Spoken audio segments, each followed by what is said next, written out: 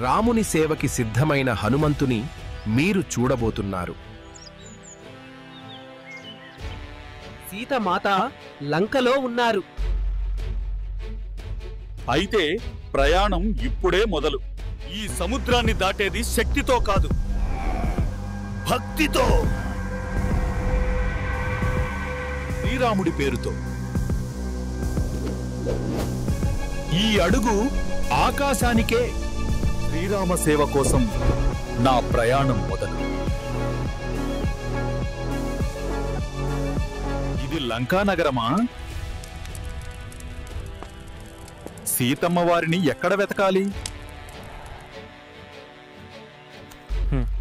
ఇది శ్రీరాముని ఉంగరం. ఆయనే నన్ను పంపారు. రాముడి ఉంగరం చూసిన వెంటనే ఆయన్ను చూసినట్టే ఉంది.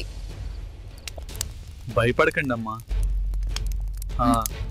శ్రీరాముడు తొందరలో ఇక్కడికి వస్తారు. లక్ష్యానికి బయలుదేరే సమయం వచ్చేసింది.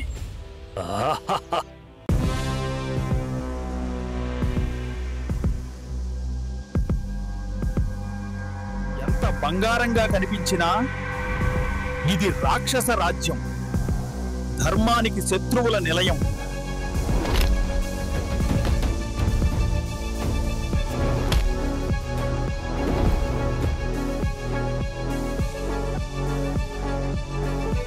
వెలిగించిన అగ్ని ఇప్పుడు నీ రాజధానికి శాపంగా మారుతుంది.